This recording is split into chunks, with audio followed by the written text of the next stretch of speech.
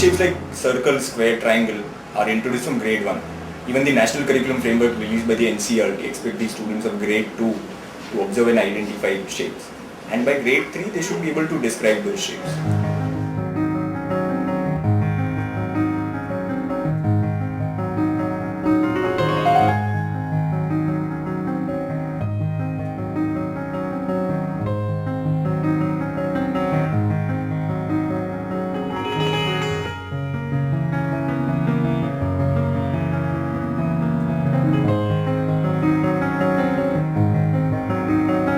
So because the round portion which is up, if you put it down, it can become a triangle. Okay, so you're saying the round portion that is up, if you put it down, it becomes a So like if it's fully down and you can't see it, it's look like a triangle. Okay, that's interesting. C looks like a triangle because it has all three equal sides and it's all like equal. Okay. I think that none of these is a triangle, but answer C looks like a triangle. It's not joined. If we join it, it will be a triangle. The lot of students that they've just entered grade 4, and so as per the expectation, they should be able to identify the shapes and even describe those shapes. But as you'll see, there is a clear gap between the expectations and the reality.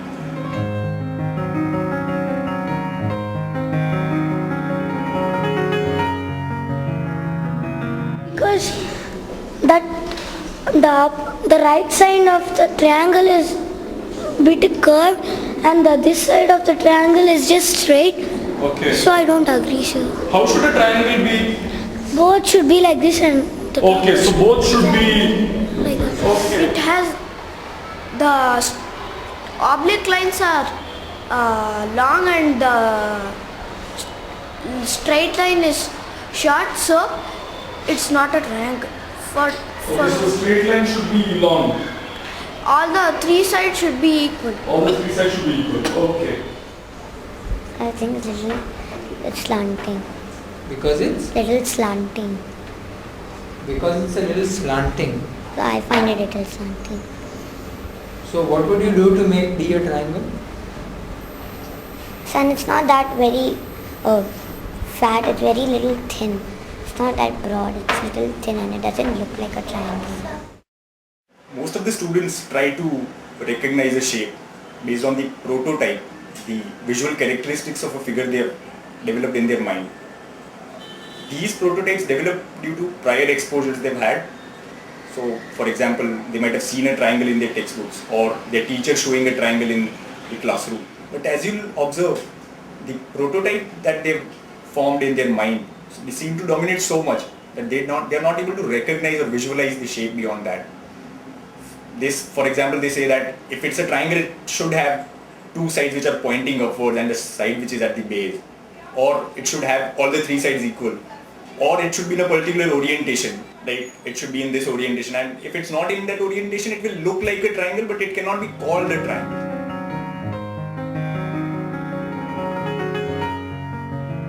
It's a shape, sir, which is like we write a ulta V and then make a line. It has to be three edges and three flat lines should be there. It is not like tera mera. Okay. Compulsory to have three pointed corners and three sides. If like half of the diamond. Triangle is a thing which has all the three sides have same sizes. Triangle is a 2D shape with three corners and three sides and the corners are pointed. Corners are Pointed. as established by research and various theories of how geometric thought develops in minds of students. Students move from one level to another. There are various levels of geometric thought, how geometric thought develops. So first, they are able to identify shapes. And there is a third level where they are able to generalize shapes based on the properties of shapes. But there is a level in between where they are able to select a set of shapes which have the same property from a collection. So say all the triangles from a collection of shapes.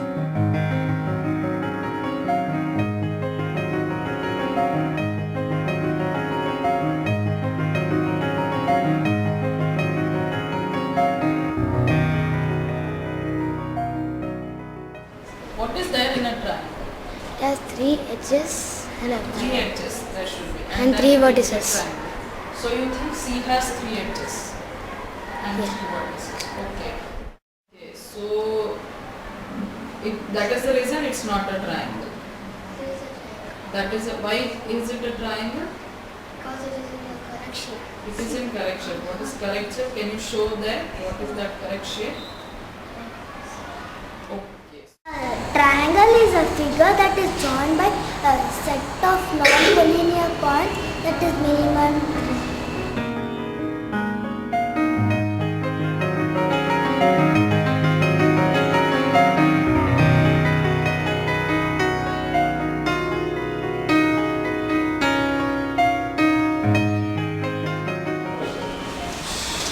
Okay.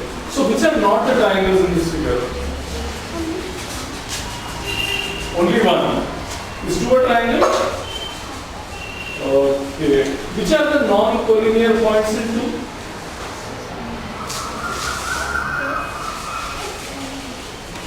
Okay, those are the non-collinear points. How many non-collinear points are there in 2? 6. We need to help students not just learn definitions, but even recognize and visualize shapes based on those definitions and those properties of the shapes. We asked a teacher who was present during one of these interviews, and here is what she has to say. We never really thought about, we keep saying, when we define a triangle, we keep saying closed figure, and we do say line segments, that is straight lines. And we assume that they've got the correct concept, but only after we saw them answering today, I realized that they have got the concept of closed figure, but not so much about the lines being straight. Yes. Though we do insist in, we give definition kind of thing, and we assume that they have understood it. Still, I was very surprised when they all felt that it could be made into a triangle, but was not already a triangle. That was a little surprise.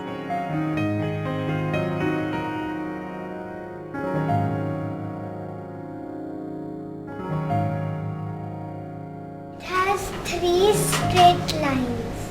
Because it has 3 straight lines. Yes, and A doesn't have a straight line from down. And B is called a cone shape actually. Okay. C is not complete. But it doesn't matter if it is fat or thin. If it has 3 straight lines, it's called a triangle. A is not a triangle because as she said, a triangle has 3 corners and A has 4. Then the B one is a cone, and even C is not because C looks like a maze, and D is a triangle because it even has 3 corners, and it doesn't matter how it should be fat or in what shape that one corner should be up. We can even turn it and see it. That's why I think that D is the I think D is the answer because a triangle is made up of 3 straight lines and D has 3 straight lines. A has 4 straight lines, B has 2 straight lines and 1 circle, and C is made up of 1 straight line which has been bended all the way. We actually came to know where they are going wrong with the concepts. The distractors were really trapping their insufficient knowledge. I think it's all a question of visual, what the children visually see, the way we draw, as you said, a triangle in a particular way, a right angle in a particular way. We always tend to draw it in that way. So if a right angle is on top, it doesn't look to them as a right angle. Similarly, a square, we always draw it like this. We never draw a square like this. Now, after your essay questions, honestly, we have also begun to very consciously, in our teaching methodology itself, not only in our assessment, during our teaching methodology itself, we are consciously doing all this, introducing it in different angles and different views.